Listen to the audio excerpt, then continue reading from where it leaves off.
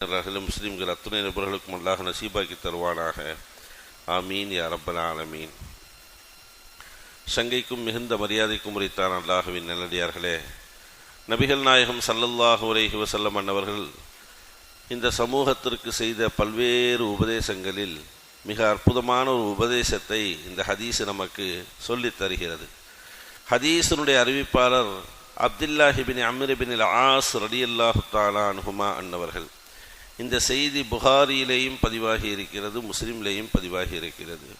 புகாரி ஷரீஃபிலே 1152வது ஹதீதாக, முஸ்லிம் ஷரீஃபிலே 1159வது ஹதீதாக பதிவாகி இருக்கிறது.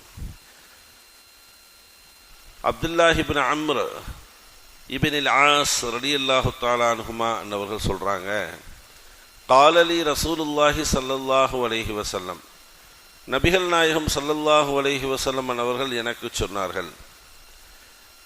சில நேரங்களிலே நமது நாயகம் ஸல்லல்லாஹு அலைஹி வஸல்லம் அவர்கள் நபித்தோழர்களுக்கு அவ்வப்போது சில உபதேசங்களை செய்வார்கள்.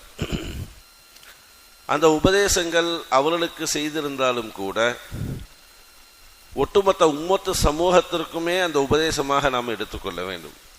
ஒரு தனிப்பட்ட நபருக்காக வேண்டி சொல்லப்பட்டது அப்படி அல்ல. ஒரு தனிப்பட்ட நபராக இருக்கட்டும் அல்லது பொதுவான மக்களுடைய அந்த இடமாக இருக்கட்டும், நபிகள் நாயகம் ஸல்லல்லாஹு அலைஹி வஸல்லம் அவர்களுடைய நாவிலிருந்து ஒரு உபதேசம் வந்துவிட்டால், ஒரு ஏவல் வந்துவிட்டால் அதை எல்லோரும் பின்பற்றி ஆக வேண்டும். அவர்தான் உண்மையான முஃமின். நபி ஸல்லல்லாஹு அலைஹி வஸல்லம் உபதேசம் செய்தார்கள், யா அப்துல்லா, இந்த மனிதனை போன்று நீ ஆகிவிடாதே என்று சொன்னார்கள். எந்த மனிதனை போன்று ஆகிவிடாதே? கான யகூமுல் லைல், ஒருவன் இரவிலே விழித்திருப்பான், எந்திரிப்பான். ஃபதரக கியாமல் லைல், இரவில் விழித்த அவன் அதே இரவினுடைய வணக்க வழிபாடுகளை விட்டு விடுவானே, அப்படிப்பட்டவனை போன்று நீ ஆகிவிடாது என்று சொன்னார்கள். அழகான செய்தி, அற்புதமான செய்தி. பொதுவாகவே பகலில் தான் அதிகமான அமல்கள் நாம் செய்கின்றோம். பகல் இரவு என்பதை அல்லாஹ் நமக்கு தந்திருக்கின்றான். பகல் பொழுதிலே நிறைய அமல்கள் புரிகின்றோம்.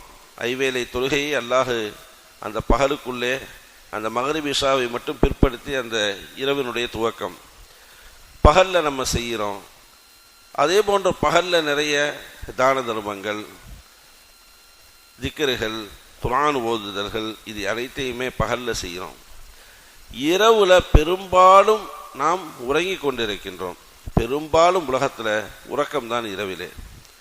அப்படிப்பட்ட அந்த உறக்கத்தில் ஒரு பகுதியை ஒதுக்கி எனக்காக வேண்டி அமல் செய்யக்கூடிய அந்த வளமையை நாம் ஆக்கிக்கொள்ள வேண்டும் என்பதை ரசூலுல்லாஹி ஸல்லல்லாஹு அலைஹி வஸல்லம் பிரியப்படுறாங்க.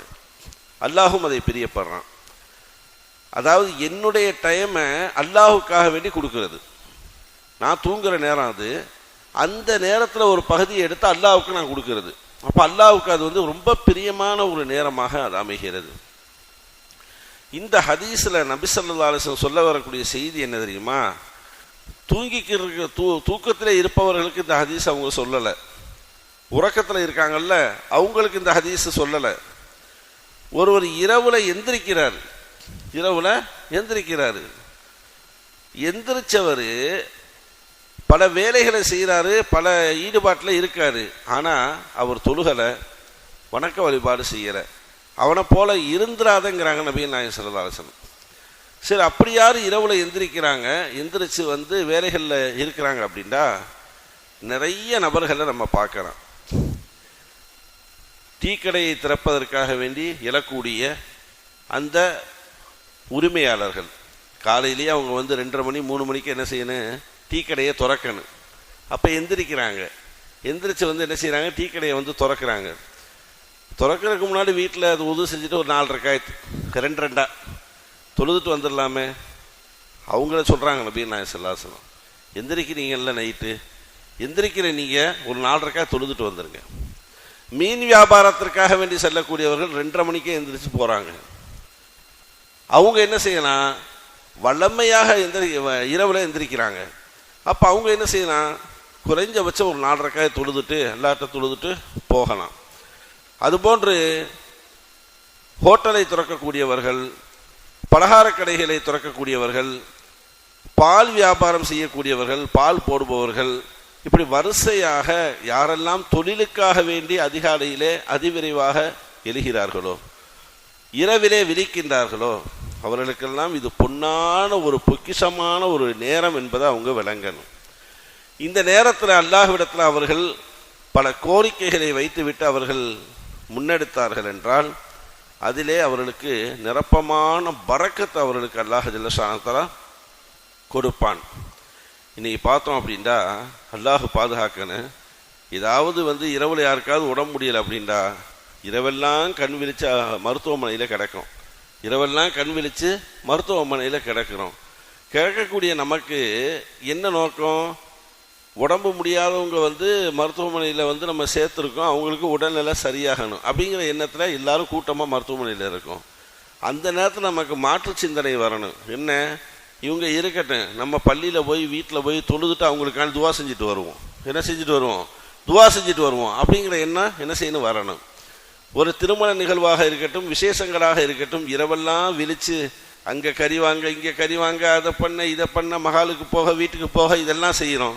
அந்த நேரங்களில் என்ன செய்யணும், ஒரு 10 நிமிஷம் அல்லாஹுக்காக வேண்டி ஒதுக்கி இந்த திருமணம் விசேஷம் நல்லபடியாக நடைபெற்று முடிய வேண்டும் என்பதாக அல்லாட்ட நம்ம கோரிக்கையை வச்சுட்டு நம்ம எடுத்தோம் அப்படின்னா, அந்த காரியங்களை எடுத்தோம் அப்படின்னா அல்லாஹ் ஜல்ல ஷானஹு தஆலா அதில் என்ன செய்வான், வெற்றியை நமக்கு கொடுப்பான்.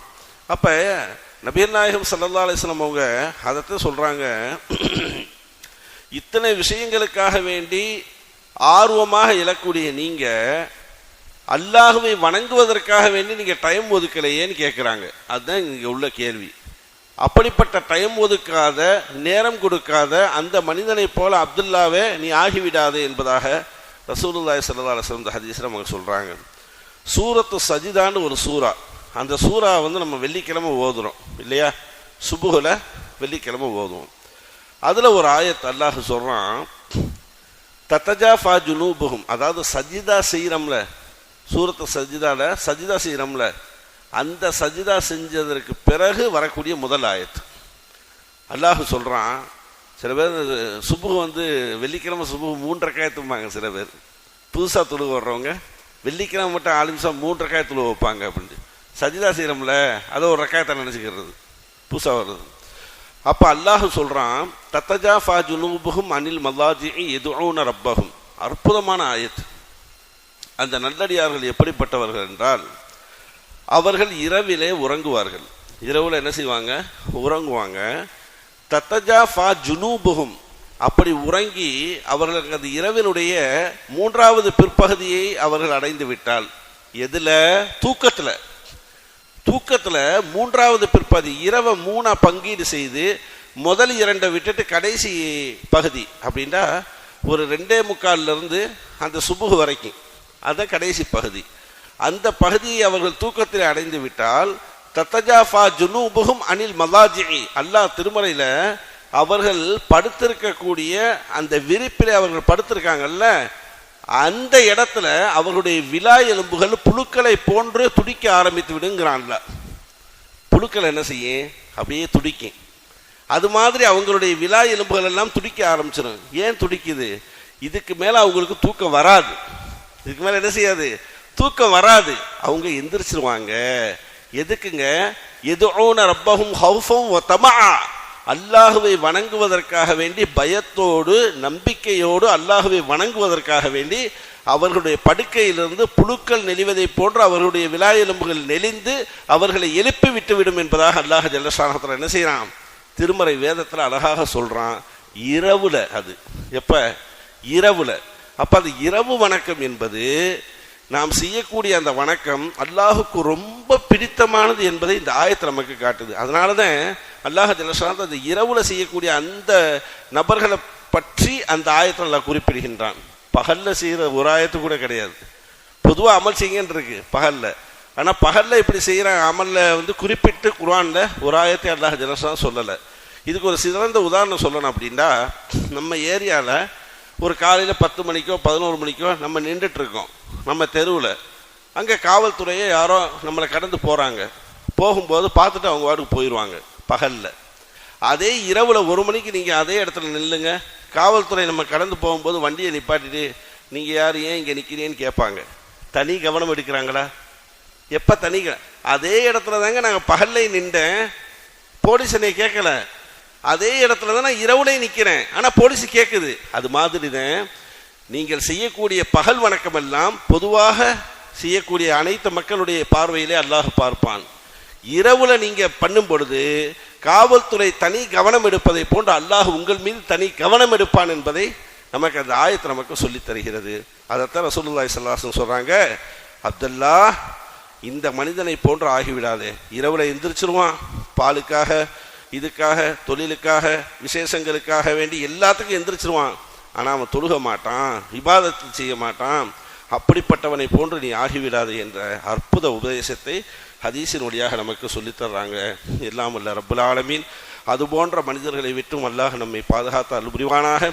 இரவிலேயும் பகலிலேயும் நல்ல வணக்க வழிபாடுகள் இஹ்லாஸோடு உள தூய்மையோடு செய்யக்கூடிய நல்ல முஃமினீன்களுடைய கூட்டத்திலே அல்லாஹ்